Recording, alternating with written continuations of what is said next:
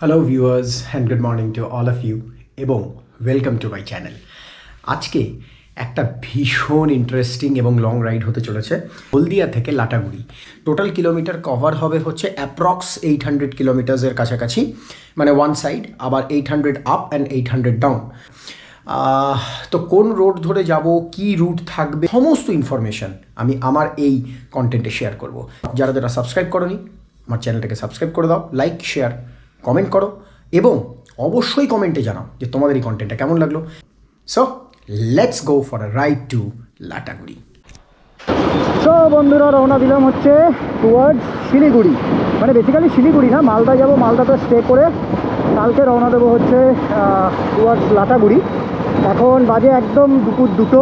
ফিরবো হচ্ছে 27 তারিখে, মানে 27শে জানুয়ারি। যদিও বা এটা আমার সোলো রাইড, বাট দেখি কৃষ্ণনগরে গিয়ে যদি কোনো রাইডার পাই আমি সেই গ্রুপের সাথে জয়েন হয়ে যাবো। যারা এখনও সাবস্ক্রাইব করোনি তারা চটপট আমার চ্যানেলকে সাবস্ক্রাইব করে দাও, লাইক শেয়ার কমেন্ট করে জানাও যে তোমাদের এই কন্টেন্টটা কেমন লাগলো। বেল আইকনকে ক্লিক করতে একদম ভুলবে না। তো চলে এলাম হচ্ছে সিটি সেন্টার। ব্রজলাল চক থেকে সোজা গিয়ে মেচেদা হয়ে কোলাঘাট হয়ে তারপরে যাব হচ্ছে লাটাগুড়ি। নিতে হবে না, ওই ক্যামেরা রয়েছে তো, ক্যামেরা ব্যাগটা পিঠিয়ে নিতে হবে, কিছু করার নেই। রুটটি হলো ব্রজলাল চক, এটা ব্রজলাল চক।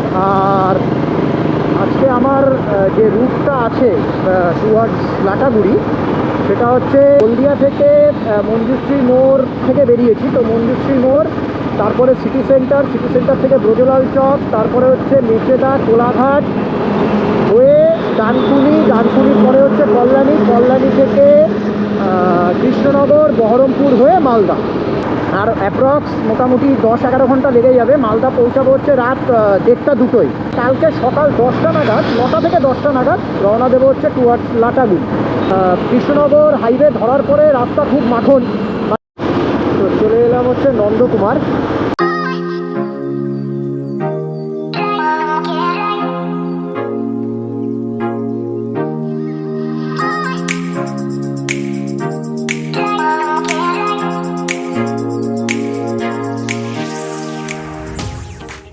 চলে এলাম হচ্ছে মেচেদা।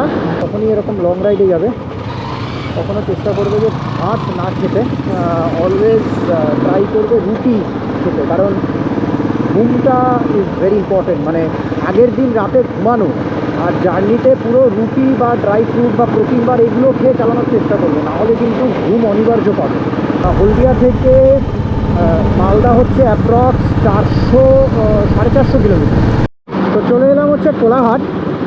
আর বন্ধুরা, একটা জিনিস মনে রাখবে যে এই ধরনের লং রাইড যখনই করবে অলওয়েজ চেষ্টা করবে যে একটা সার্টেন ইন্টারভেল পর পর রিফুয়েল করে নেওয়া, মানে ফুল ট্যাঙ্ক করে নেওয়া।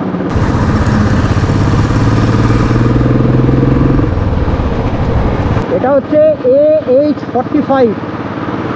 হলদিয়া ছেড়ে মেচেদা একবার দাঁড়ালাম, মেচেদা থেকে এরপরে নেক্সট স্টপ আমার ইচ্ছে আছে দেবো হচ্ছে কৃষ্ণনগর।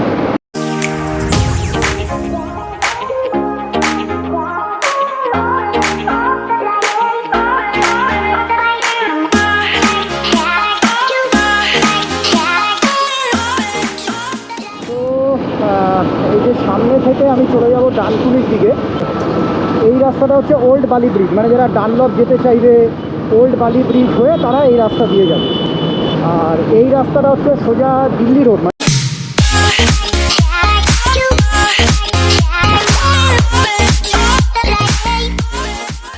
গেলে হচ্ছে বর্ধমান, দুর্গাপুর, আর এইটা হচ্ছে ডানকুনি। এই জায়গাটাতে কিন্তু একটা কনফিউশন হয়। বেসিক্যালি কী হয়, এইখানে ফ্লাইওভারে উঠে যায়, ফ্লাইওভারে উঠে গেলে অনেকটা চলে যেতে হবে। যারা কৃষ্ণনগর, মালদা, শিলিগুড়ি যাবে এই রুট দিয়ে, তারা কিন্তু অলরেডি ওখান থেকে ডাইভারশন নিয়ে নেবে। ওই যে ফ্লাইওভারটা, এই ফ্লাইওভারের নিচ দিয়ে বেরোবে। আর ডানকুনি এইখানটাতে দেখায় ব্রিজের ওপর দিয়ে, কিন্তু যেতে হবে ব্রিজের নিচ দিয়ে। মানে এইটা একটা বিশাল কনফিউশন। তো ওই যে ফ্লাইওভারটা দেখলে বন্ধুরা, সেই ফ্লাইওভারের নিচ দিয়ে এসে, মানে বাদিক ঘুরে নিচ দিয়ে এসে এই 100 মিটার গেলে সামনে একটা ব্রিজ আছে। আমি একজন পুলিশ সার্জেন্টকে জিজ্ঞেস করলাম, এটা হচ্ছে বেসিক্যালি ডানকুনি। ডানকুনি থেকে বাদিক গেলে মগরা, আর ডান দিক গেলে হচ্ছে কলকাতা। এই সামনে এই যে ফ্লাইওভার, ফ্লাইওভার থেকে বাদিক নিতে হবে। বাদিকে এই হচ্ছে একদম সোজা গেলে মগরা। দেখি বৈদ্যবাটি 13 কিলোমিটার, মগরা 35 কিলোমিটার, আর বর্ধমান 100 কিলোমিটার। চেষ্টা করবে এই রুটে মোটামুটি দিনের আলো থাকতে থাকতে ক্রস করা। তো এই জিনিসটা কিন্তু মানে বি ভেরি কেয়ারফুল। চলে এসেছি হচ্ছে মগরা ফ্লাইওভারে। এই যে এটা হচ্ছে মগরা ফ্লাইওভার। জানি না রাত্রিবেলা কতটা ভালো দেখা যাচ্ছে। এই যে এইখানে দেখাচ্ছে যে ডান দিক গেলে হচ্ছে কল্যাণী।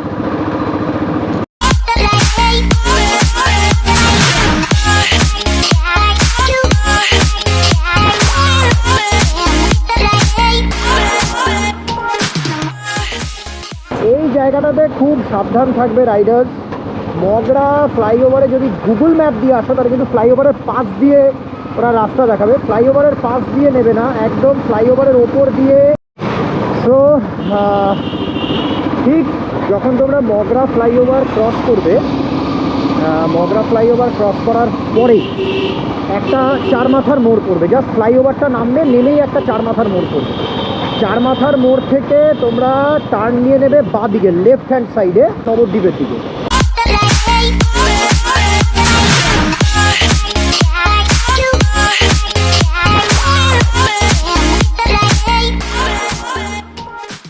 এটা হচ্ছে হেমাটপুর মোড়। ডান দিক গেলে হচ্ছে নবদ্বীপ আর কৃষ্ণনগর। তো এই জায়গাটা কিন্তু খেয়াল রাখবে। আর শিলিগুড়ি ফগ লাইট কিন্তু ভালো রাখবে গাড়িতে, নয়তো খুব প্রবলেম। মানে কিছু কিছু জায়গাটা একদম ঘুটঘুটে অন্ধকার, ইভেন একটা স্ট্রিট লাইটও নেই। এই জায়গাটা হচ্ছে নবদ্বীপ ধাম।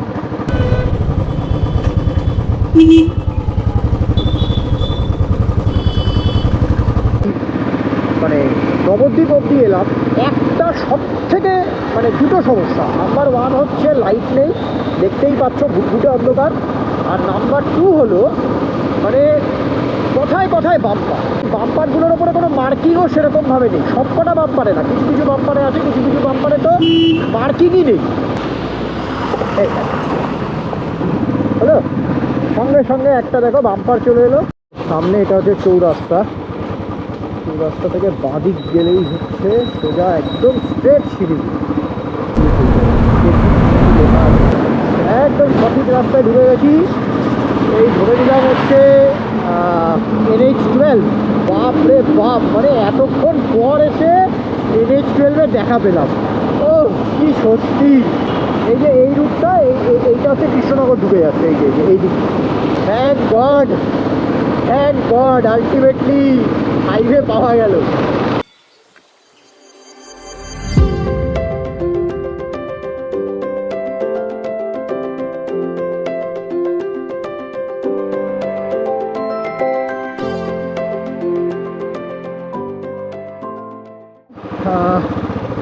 কাছা বলে একটা জায়গা রয়েছে, সেখানে ফুল ট্যাঙ্ক করিয়ে নিলাম। 814 টাকার পেট্রোল ভরালাম। কাছা থেকে কিছুটা গেলেই হচ্ছে বেতুয়া ডহরি। প্রথম রিফুয়েল করিয়েছিলাম হচ্ছে হলদিয়াতে, সেকেন্ড রিফুয়েল করালাম হচ্ছে গাছাতে। এখান থেকে বহরমপুর আরও অ্যাপ্রক্স খুব কম করে হলেও 80 kilometre.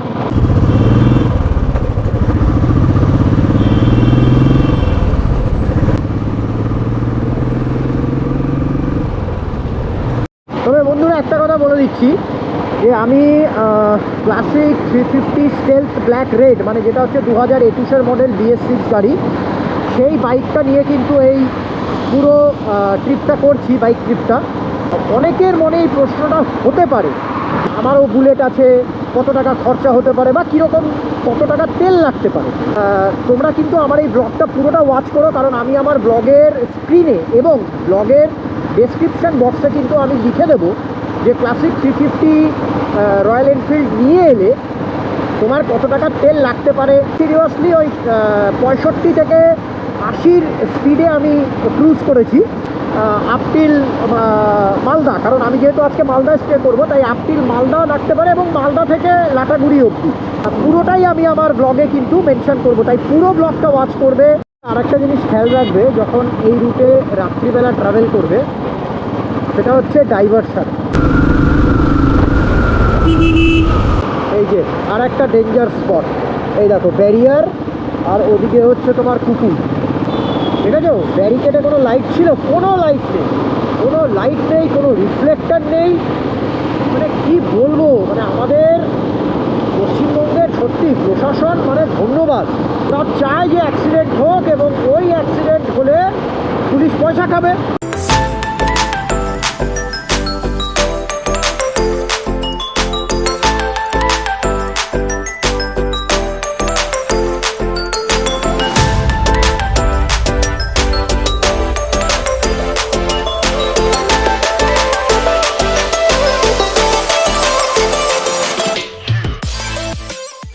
Baharampur Farakka toll plaza.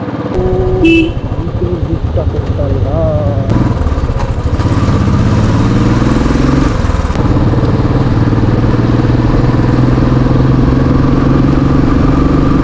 এই দেখো বন্ধুরা, ফেমাস পাপ্পু ধাবা, এটা কিন্তু এখানে কিন্তু মিস করো না। আমি একটু এখানে দাঁড়াবো, একটু চা খাবো, তারপরে আবার রওনা দেবো।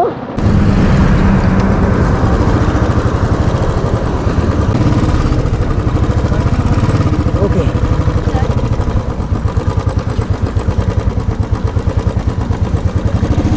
চলো।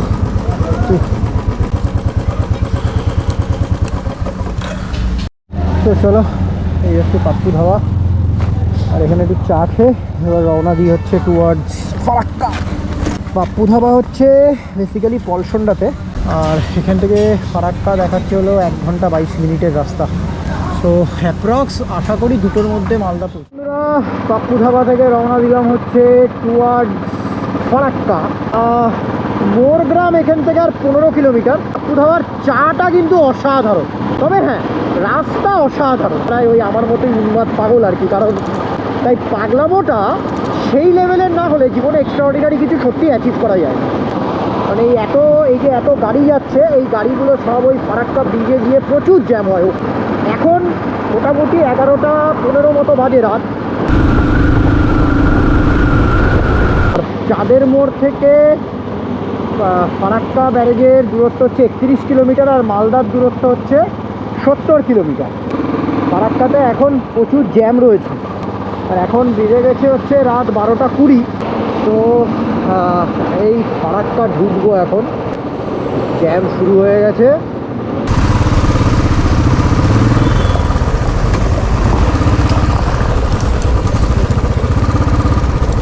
তো পৌঁছে গেলাম হচ্ছে ফারাক্কা ব্যারেজ। এদিক ওদিক পাশ কাটিয়ে চলে এলাম, হ্যাঁ, আর চলেই এসছি মালদা। এই ফারাক্কা ব্যারেজটা ক্রস করলেই হচ্ছে 4 ওয়ে, আর 1 ওয়ে রাস্তা। সব থেকে বড়ো ব্যাপার 1 ওয়ে রাস্তা, কিন্তু এখানে আপ ডাউন হচ্ছে, মানে বাস। এটা কি, এটা উত্তরবঙ্গ এক্সপ্রেস যাচ্ছে। এই যে উত্তরবঙ্গ এক্সপ্রেস 1 ওয়ে রাস্তা, কিন্তু দুদিক দিয়ে গাড়ি যাতায়াত করে, তো একটু সমস্যা হয়।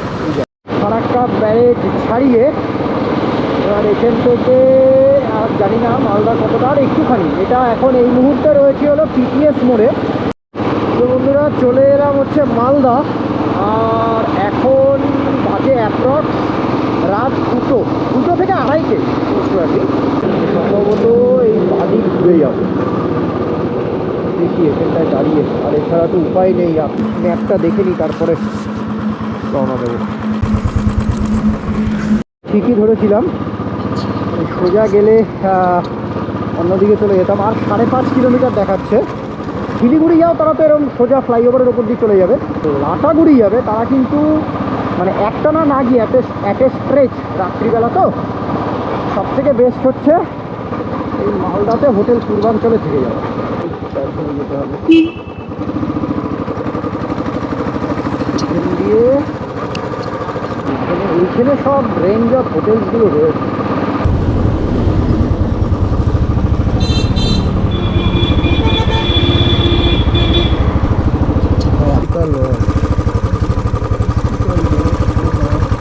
স্যার হোটেল পূর্বাঞ্চলটা কোথায় স্যার? হোটেল পূর্বাঞ্চল, ও আচ্ছা, মানে ওই দিকে ঘুরতে হবে তাই তো? ওকে ওকে ওকে, থ্যাংক ইউ।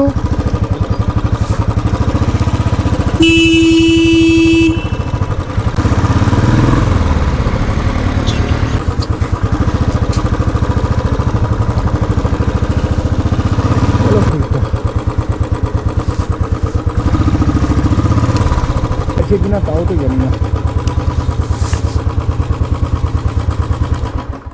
সো বন্ধুরা ফাইনালি পৌঁছালাম মালদা। মুখ চোখের অবস্থা দেখেছো? এখন একটু হাত মুখ ধুয়ে একটু ঘুমাতে হবে। কি অবস্থা! এখন দাঁড়াও টাইমটা দেখাচ্ছি তোমাদেরকে। এই দেখো 2:32 বাজে, রাত 2:32-এ পৌঁছালাম হচ্ছে মালদা। বেরিয়েছিলাম হলদিয়া থেকে তখন দুপুর 2, মানে 12.5 ঘন্টায় মালদা। আগামীকালকে সকালে আমি বেসিক্যালি আমি যেহেতু সোলো করছি, তো আগামীকাল সকালে এখান থেকে রওনা দেব হচ্ছে টুয়ার্ডস লাটাগুড়ি। এই দেখো এই হচ্ছে হোটেল পূর্বাঞ্চলের রুম। সোফা, ওই যে dressing table, TV, 2 bed. So এই রুমটাই আমি বুক করেছি। আর এটা একটা এসি রুম। আর ভাড়া এই রুমের হচ্ছে মাত্র 1260 টাকা। সো যারা যারা এই রুটে ট্রাভেল করবে তারা এই হোটেলটা কিন্তু অবশ্যই বুক করতে পারো। মালদা যে মেন বাইপাস, ঠিক আছে, ওখান থেকে ওই 5.5 কিলোমিটার মতো একটু ভেতরে এলেই এই হোটেলটা। সো খুব একটা অসুবিধা নেই। সবথেকে বড় ব্যাপার, যারা লাটাগুড়ি যাবে তারা এই হোটেলটা অবশ্যই বুক করো, কারণ এই রুটেই আবার যেতে হবে। সো বন্ধুরা, আশা করি তোমাদের আমার এই ব্লগটা ভালো লাগবে এবং তোমাদের সাপোর্ট আমার ভীষণ দরকার। সো প্লিজ প্লিজ প্লিজ চ্যানেলটাকে লাইক, শেয়ার, সাবস্ক্রাইব করে দাও আর কমেন্ট করে জানাবে তোমাদের এই কন্টেন্টটা কেমন লাগলো এবং বেল আইকনকে ক্লিক করতে একদম ভুলবে না। সকলকে ভেরি গুড নাইট। আবার তোমাদের সাথে কথা হবে আগামীকাল সকালবেলা।